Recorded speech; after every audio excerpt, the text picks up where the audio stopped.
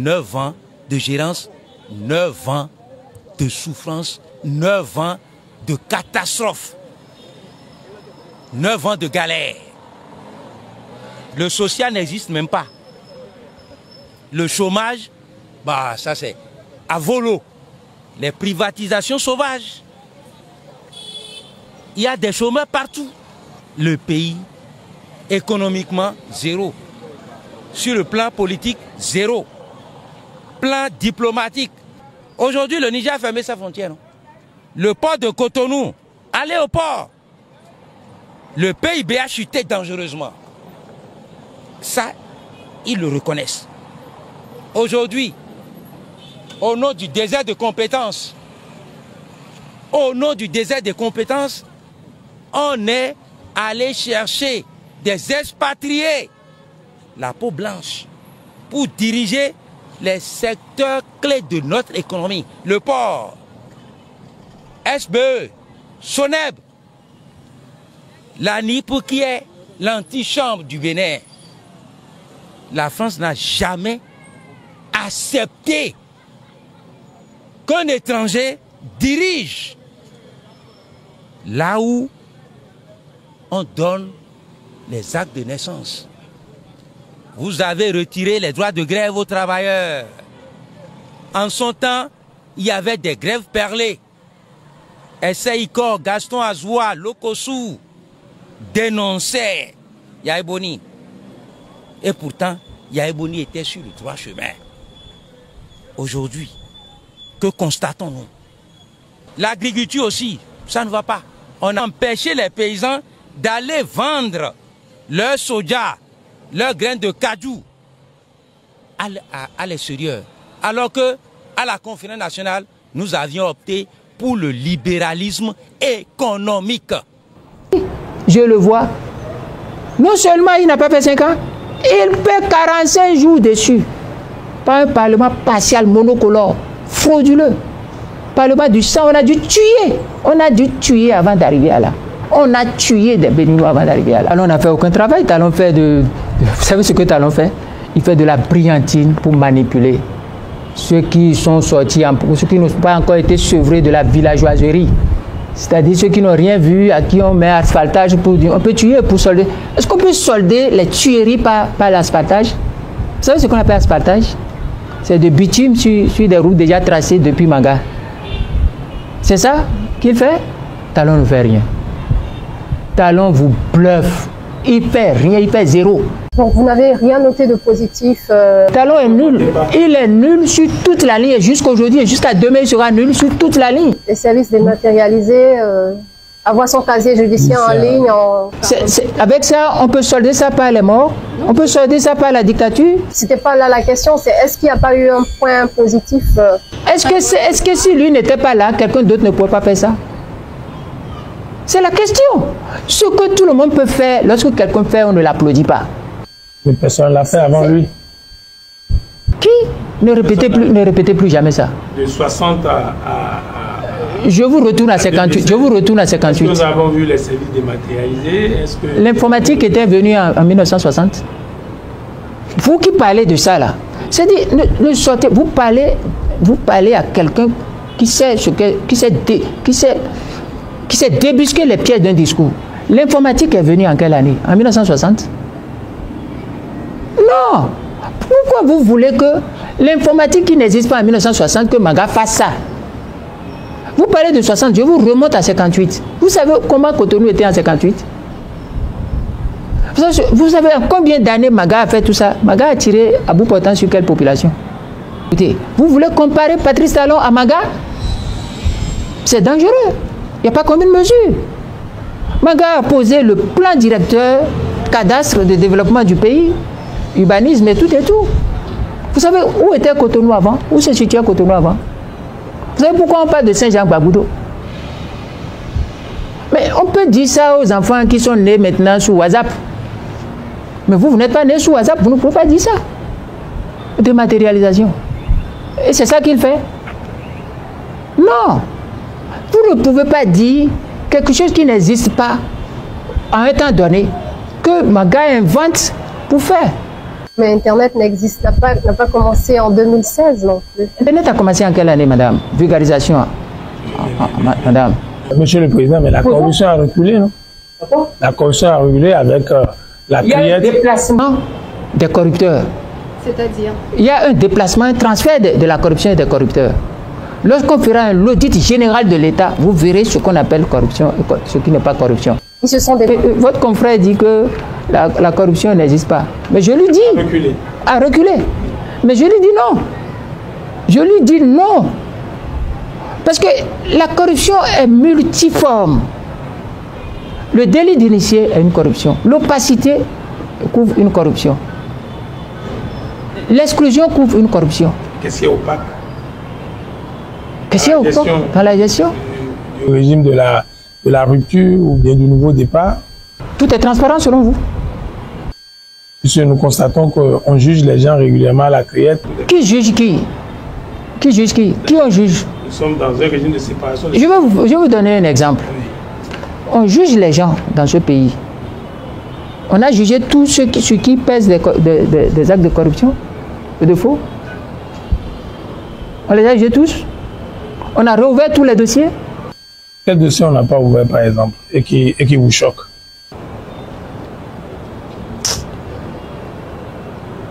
Je ne veux pas enflammer la République. Gardons un peu de temps. Bientôt avril 2024. Rien. Le président n'a jamais eu le temps de lancer ces projets-là. Les Béninois sont en train de vivre une misère que je n'arrive plus à supporter. Et quand je ne vois rien qu'on est en train de semer pour demain, ne vous y trompez pas. Et l'Amazon là, ça ne produira pas de richesse pour que vous puissiez manger chez vous. Ne vous trompez pas. La Biogera, ça ne produira pas de richesse pour vous manger. Et on ne fait rien pour aménager les terres agricoles pour qu'il y ait des productions additionnelles. Nous sommes en train de nous appauvrir. Notre folie par rapport à la situation du Niger a fini de ruiner le Béninois. Bon, l'État béninois se cache derrière les crédits et les dettes et croit que il a une bonne condition économique. Non, le Bénin a une bonne condition financière parce que ceux qui nous font des prêts savent que nous sommes capables d'affamer notre peuple pour rembourser nos dettes. Mais ça, ce n'est pas une économie. Et moi, je suis économiste fondamentaliste de l'école de Yekaterinbourg en Oural, en Russie. C'est de votre situation. Regardez nos jeunes sœurs. Elles sont dans busy aujourd'hui. La prostitution. Mais les garçons sont devenus homosexuels par misère. Les autres sont devenus gaïmans. On les a foutus en prison. Notre pays est en train de tuer sa jeunesse, son avenir. Parce qu'on leur construit aucun avenir, aucun futur. Et je mets au défi quiconque économiste de notre mouvance de venir s'asseoir et me montrer le projet structurant que nous avons pour demain. Pour réfléchir à comment on structure notre économie pour que nous ne construisions pas de misère demain. Il ne sert à rien de construire des gratte-ciel avec un peuple qui a le ventre creux, de construire des autoroutes avec un peuple qui doit jeter du citron dessus et courir après. Oui, on lance le tourisme. Les touristes viendront dormir dans des maisons que le capital européen a amené, manger la nourriture que le capital européen a amené. En réalité, on amène d'autres être témoins de notre misère. C'est ça la réalité. Ça, ce n'est pas de l'économie. Observez l'île Maurice. La population locale vit en esclavage dans une misère énorme. Pendant qu'il y a tout est beau autour. C'est ce que ça va donner, le type d'économie que vous avez de construire. Et ça, ce n'est pas une économie. Bon, nous parlons de l'usine de Glodjigbe. On bombe le torse. On a la zone économique, la zone industrielle. Mais au fait, combien de Béninois ont d'industrie là? Mais les nôtres sont des esclaves aux petites mains qui travaillent pour un salaire de misère là-bas. Les règles n'imposent même pas l'entrée dans le capital de cette usine-là par les nationaux. Il faut aussi que l'État travaille en EPCF, en BOT, que de prendre des dettes pour construire des infrastructures, en réalité, qui ne peut pas avoir d'effet de levier. Mais est-ce que vous sortez les midis, vous vous mettez au bord de la voie pour regarder nos jeunes enfants sortir des écoles? Est-ce que vous voyez à Calavi ceux combien sont à Calavi? Est-ce que vous voyez combien sont au CICPC1? Est-ce que vous vous demandez qu'est-ce qu'ils vont devenir? Qu'est-ce que vous êtes en train de faire? Est-ce que vous savez combien ont fait leur diplôme, sont à la maison, faute d'opportunités? Et ils n'en auront jamais, parce qu'on n'a pas les fondamentaux du développement. Voilà ce qui m'inquiète. La génération future va nous pendre. On est en train de rien mettre qui permette de manger demain. On est en train de faire exactement comme quelqu'un qui met une marmite au feu avec de la granite dedans, du granit dedans, une pierre de granit, il met l'eau, il chauffe et il dit aux gens, gardez espoir. Non, il n'y aura pas d'espoir à la fin. Il n'y aura pas d'espoir. Je vous dis, je suis un économiste et un bon et un vrai. On produit tellement peu, et puisqu'on a besoin de ressources pour l'État, mais que l'État dépouille les opérateurs économiques. C'est ça la réalité. L'impôt dépouille les opérateurs économiques aujourd'hui. Parce qu'on ne met pas notre peuple au travail. Pourtant, c'est tellement simple. Aménager, viabiliser 500 000 hectares de terres additionnelles. Vous l'avez dans votre programme. Nous sommes en train de détruire le futur. On s'endette. On s'endette, oubliant qu'il faut bien payer un jour. On vit à crédit et nous sommes heureux. Ceux qui nous prennent de l'argent à des taux usuraires, à qui on paye bien, nous ont flanqué de bonnes notations. On paye bien nos dettes, mais ne se préoccupent pas de la qualité de vie du Béninois. Évidemment, quand l'FMI et la Banque mondiale félicitent quelqu'un, quand les agents de notation félicitent un pays, c'est que son peuple est en train de mourir de faim. On a déjà voté une loi pour dire, oh, on peut faire avortement à gogo comme on veut.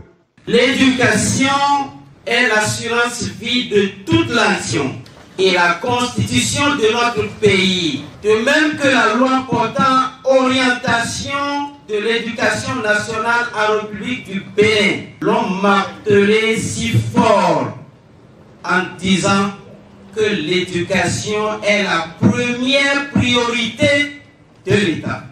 Malheureusement, cette priorité est reléguée au dernier rang et les indicateurs de développement le prouvent à suffisance. C'est pourquoi il me plaît de vous rappeler ces quelques indicateurs. Premièrement, malgré la pression démographique et la forte demande d'éducation, les taux de scolarisation sont en chute libre.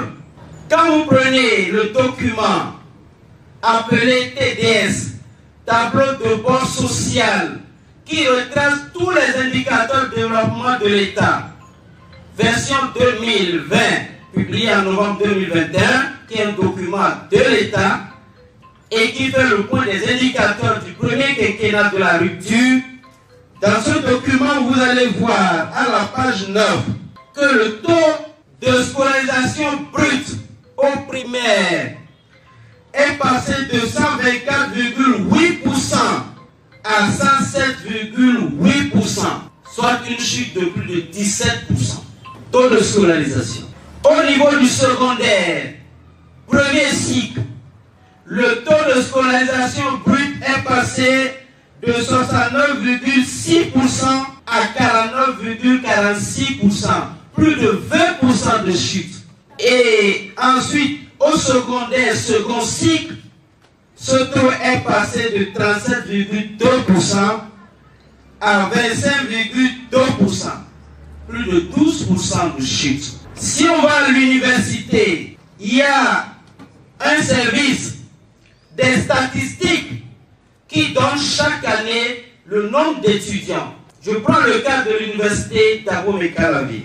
En 2006, au moment où notre président, le docteur Thomas Boni Yahi, que je vous demande de saluer très fort, au moment où il prenait le pouvoir, le nombre d'étudiants à l'université d'Abomey-Calavi était de 34 518. Ce sont les chiffres du service de statistique de l'université d'Abomey-Calavi. En 10 ans, en 2015 donc, cet effectif est passé de 34 518 à 78 101 étudiants. Ça a plutôt doublé. Seulement, de 2015 à 2024, cet effectif, malgré la forte demande d'éducation, est tombé à 62 175. Ce n'est même pas resté stationnaire, c'est tombé. C'est les chiffres officiels, c'est disponible sur le net, tout le monde peut voir. J'ai donné les taux de scolarisation au niveau du primaire secondaire. Je voudrais donner les chiffres sur les effectifs. Et là également, c'est le même document annuel statistique de 2020. Donc ça fait le point du premier quinquennat. Si on prend ce document de statistiques, au niveau de l'enseignement maternel, l'effectif des apprenants est passé de 160 448 en 2015 à 156 669 en 2020. Une baisse. Au primaire, cet effectif est passé de 2 238 185 à 2 182 724. Donc, la population est en train de galoper, la demande en éducation devient forte, mais les taux sont en baisse. Ça veut dire que les enfants ne vont plus à l'école. Et ceux qui y sont, ils abandonnent massivement. Si on vient au secondaire, là également, les effectifs sont passés également du même ordre. C'est en baisse. Ça, c'est pour ce qui est d'éducation, c'est-à-dire l'inscription des enfants. Si on revient au personnel enseignant, depuis 2016, le recrutement des enseignants est gelé. Il n'y a pas de recrutement. Et l'effectif des enseignants est en chute libre chaque jour. Je vous donne encore quelques chiffres. Toujours en se référant aux statistiques annuelles de 2020, qui fait le point du premier quinquennat, on verra que au niveau de la maternelle, l'effectif des éducateurs est passé de 6 127 à 2 995. Au niveau du primaire, l'enseignement primaire, l'effectif des enseignants est passé de 54 463 en 2015 à 30 467. Malgré ça, il n'y a toujours pas de recrutement. Si je passe au secondaire, l'effectif est passé de 64 834 à 23 138. Ça a chuté de 2 tiers. Malgré ça, cela n'émeut personne pour voir la nécessité de recruter. Comme si cela ne suffisait pas. Les écoles normales, où on fait le renforcement des capacités des enseignants, toutes les écoles normales sont fermées. C'est-à-dire même le peu qui existe n'est plus formé. Parce que ce sont les écoles normales qui assurent la formation. C'est juste pour vous montrer comment l'éducation est en ruine au Bénin.